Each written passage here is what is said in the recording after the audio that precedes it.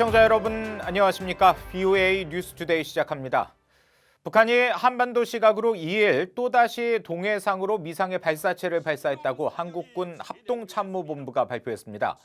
한국 합참은 북한이 오늘 새벽 오전 2시 59분경과 3시 23분경 함경남도 영흥 일대에서 동해상으로 미상 단거리 발사체 2회를 발사했다고 밝혔습니다. 한국군은 추가 발사에 대비해 관련 동향을 추적 감시하면서 대비 태세를 유지하고 있다고 합참은 전했습니다. 북한의 이번 발사는 지난 5월과 7월 각각 2차례에 이어 올 들어 5번째입니다. 도널드 트럼프 대통령은 북한이 발사한 것은 단거리 미사일로 문제될 것이 없다는 입장을 다시 밝혔습니다. 트럼프 정부의 핵심 인사들은 북한의 실무 협상 재개를 연이어 촉구하고 있습니다. 함지하 기자가 보도합니다. 도널드 트럼프 대통령은 1일 북한의 거듭된 미사일 발사와 관련해 단거리이고 아주 일반적인 미사일이라며 신경 쓰지 않는다고 밝혔습니다. These are short-range missiles. We never discuss that. We discuss nuclear. What we talk about is nuclear. Those are short-range missiles, sure. And a lot of other countries test that kind of missile also.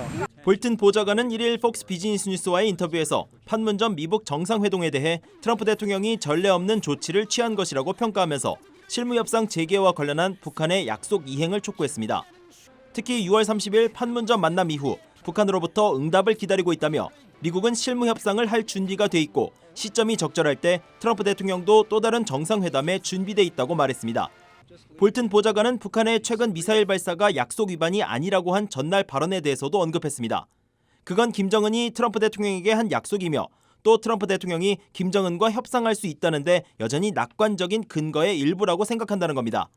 전날 볼튼 보좌관은 같은 방송과의 다른 인터뷰에서 북한의 미사일 발사가 김정은이 트럼프 대통령에게 한 대륙간 탄도미사일에 대한 약속을 위반한 건 아니라면서도 질문해야 할 건 진정한 외교가 언제 시작될 것인지, 김정은이 6월 30일 자신이 준비됐다고 했던 실무협상이 언제 시작될 것인지에 대한 것이라고 말했습니다. 아세안 지역 안보 포럼 ARF 참석차 태국을 방문 중인 마이크 폼페오 국무장관도 북한이 실무 협상을 재개하길 바란다고 말했습니다. We hope that Chairman Kim will deploy his team to meet with Special Representative Biegun so that we can continue the dialogue so that we can ultimately achieve what those two leaders set out back in Singapore in summer of last year. 폼페오 장관은 또 머지않아 그런 일이 일어날 것으로 낙관한다며 미국은 외교적으로 공식적인 방식으로 북한과 다시 만나기를 고대한다고 밝혔습니다. 폼페오 장관은 2일 아시안 지역 안보 포럼 ARF 외교장관 회의에 참석합니다. 그동안 빠짐없이 ARF에 참석했던 북한 리용호 외무상은 일찌감치 불참을 통보한 것으로 전해졌습니다. VOA 뉴스 함지아입니다. 북한이 최근 단거리 탄도미사일을 잇따라 발사하는 것은 동맹의 균열을 목적으로 한 이간책이라고 데이브 크레이크 미 전략사령부 부사령관이 밝혔습니다.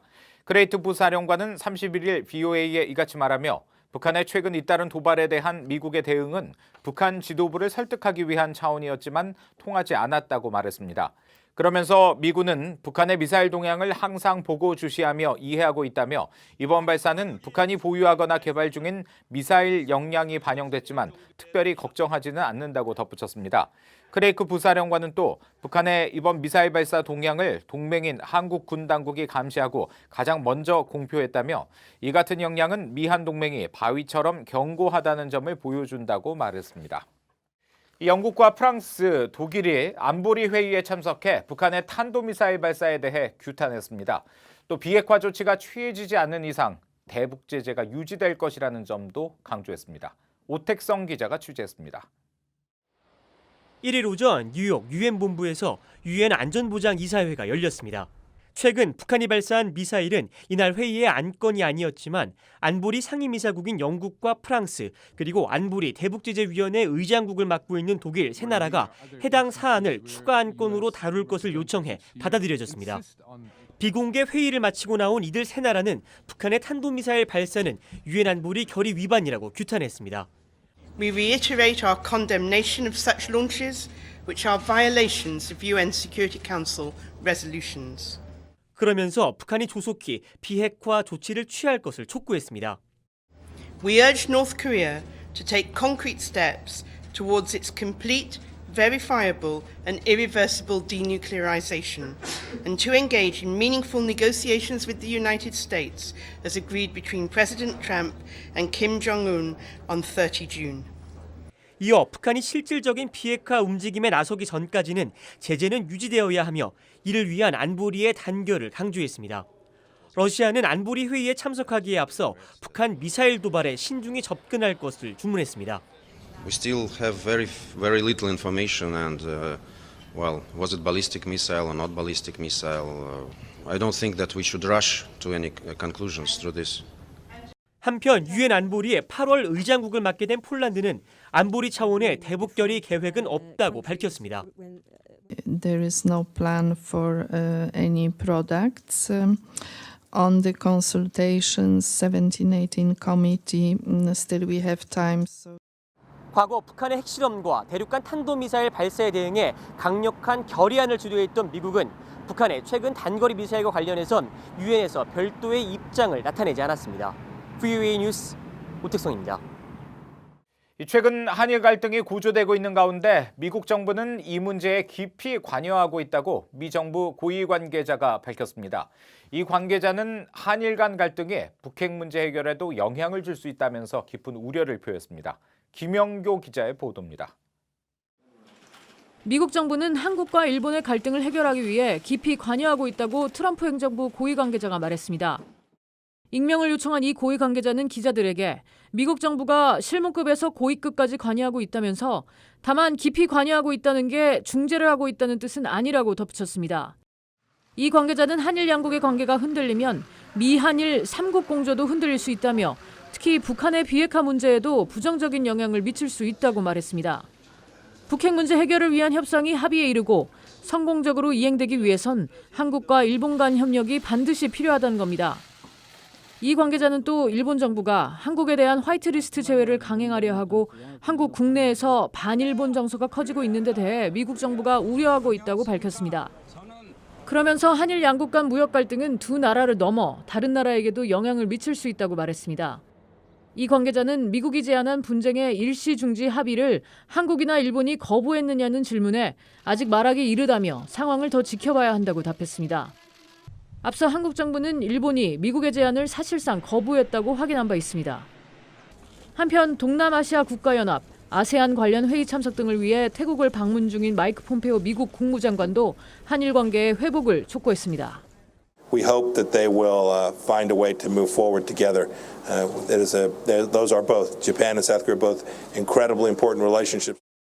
폼페오 장관은 2일 강경화 한국 외교장관과 고노타로 일본 외상과 각각 만나는 가운데 미한일 3자 회동도 계획하고 있습니다. VOA 뉴스 김현교입니다. 북한의 비핵화 의지에 대한 미국인들의 부정적 인식이 1년 전보다 높아진 것으로 조사됐습니다. 퓨 리서치 센터가 지난달 30일 발표한 미국이 직면한 세계적 위협에 관한 여론조사 결과에 따르면 응답자의 과반수인 58%가 북한 지도자들이 북핵 프로그램에 관한 국제사회의 우려를 해소하는 데 진지하지 않다고 밝혔습니다. 북한의 비핵화 의지에 부정적 인식을 가진 응답자 비율이 1년 전에는 49%였는데 이보다 9%포인트 높아진 겁니다. 반면 진지하다고 답한 비율은 35%에 그쳐 38%였던 1년 전과 크게 달라지지 않았습니다. 특히 민주당 성향의 응답자들 사이에서 부정적 인식이 높아진 것이 주요 원인으로 분석됐습니다. 올해 상반기 북한이 중국에 가장 많이 수출한 품목은 손목시계였습니다. VOA가 국제무역센터의 북중 수출입 현황 자료 등을 분석한 결과 올해 1월부터 6월 사이 북한은 중국에 3,094만 달러어치의 손목시계 제품을 수출했습니다. 이는 전년도에 비해 약 4배, 2년 전에 비해서는 1,300배 급증한 겁니다. 시계 제품은 유엔 안보리 제재 대상에 포함되지 않아 제재가 본격화된 이후 손목시계가 북한의 주력 수출 품목이 된 것으로 파악됩니다. 북한이 손목시계 다음으로 많이 수출한 품목은 철강 제품이었고 이어 가발, 광물 찌꺼기 순이었습니다. 이상으로 VOA 뉴스투데이 마칩니다. 함께해 주신 여러분 고맙습니다.